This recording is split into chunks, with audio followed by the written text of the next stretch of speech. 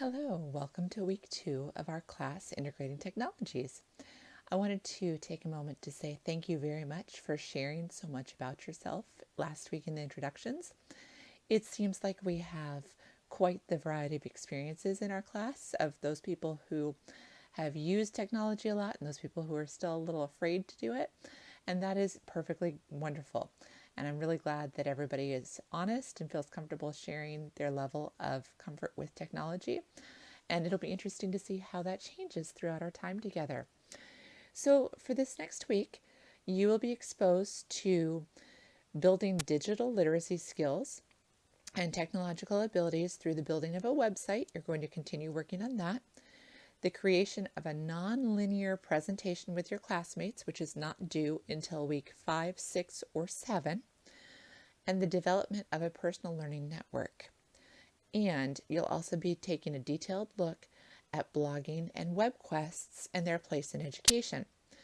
Remember, as you're working through everything in our class, if you come across a website that no longer works, please send me an email right away so I can get that updated in Canvas. Everything worked last week, but that does not mean that it will be working this week. Things change in the internet, so just let me know. So here's what you're going to be doing this week. You will be working on the activities in the week 2 module in the PowerPoint on the instructional strategies. This includes checking out and reflecting on Glogster and other internet project examples that are shared there, and also watching the short videos on blogging and personal learning networks. You'll be reading the Horizon Report for K-12 of 2016. When you're reading it, you'll be looking to focus on one future trend or concept that's discussed in the report that you find most interesting or useful in the classroom. Think about the potential advantages and drawbacks to it. And the background in this reading might help you to make a decision on your topic, which is your next assignment for this week. You need to pick a topic. You'll go into the People section in Canvas. In Canvas, there are directions for how to sign up for a group. What you're going to be doing is you're grouping yourselves according to topic, and the topics are presented in the Horizon Report, so it gives you more information about that. You will be creating a non-linear PowerPoint with your group. This PowerPoint is not due until week 5. You can also do it 5, 6, or 7. It's your choice. We'll talk about that a little bit more later.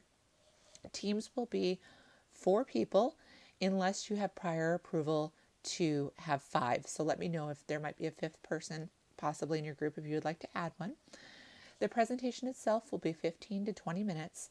It will take place during a live session, live synchronous session with me, so everybody will be at their computers at the same time, video cameras on. We're able to see each other and interact with each other. And again, we'll go into more detail with this later. I'm just giving you the brief overview.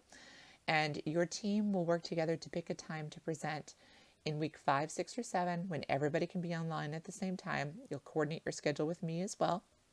And that's when you will share your PowerPoint that you have created. So again, this week, you really need to focus on picking the topic and getting started in the planning process.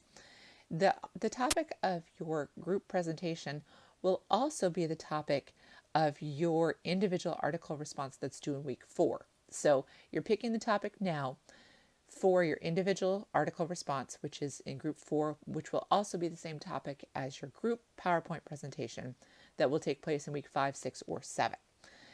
Just so you know the dates there, you're looking at your presentation being between June 26th and July 15th. I know that this can make a difference because of vacations and schedules and things like that. So take all of that into consideration as well when you start working with your team and deciding when you might want to present.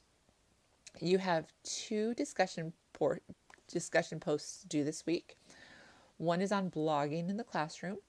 You will be finding a blog that you think is really, really effective and sharing about it. So you'll be posting the link to the blog and your response to it no later than Thursday at 11:59 p.m. And then you will make 2 peer responses to other people's blogs that they have posted by Sunday at 11:59 p.m. Keep in mind that some of these blogs might be links that you might want to include in your website that you are creating that's due in week 8. So as you're looking at what your peers have posted, keep that in mind that these might be resources for you to include in your project for week 8 as well. Along with that, your other post that is due this week, you're creating a sales pitch for a Webquest. So you're going to do a search for Webquests, and you're looking for a Webquest in your content area, and you're going to share that Webquest with us. You're going to post the link for it and sell it to us. Tell us why it's the best Webquest ever. So again, this needs to be posted no later than Thursday at 11:59 p.m. with responses to 2 of your peers no later than Sunday at 11:59 p.m. Again, these Webquests might be something that you want to link to your website that you're creating. So keep that in mind as you're looking at your peers' posts. With your website creation assignment, you need to keep working on that. It's suggested that you work on step 6 this week. Again, the final website is not due until the end of the course in week 8, but it's a good idea to take it little bits at a time and be working on it here and there throughout the class. So again, if you have any questions at all, please do not hesitate to let me know. I'm here to help you however I can. And again, if you run across any links that aren't working anymore, please send me an email. Please also take some time to review the devotion for this week that gives us some thoughts about why we have suffering. If we're Christians, if we believe in God, and God is all powerful and almighty, why is there suffering in this world? So it's some interesting food for thought. So God bless your week, and let me know if you have any questions. Thank you so much.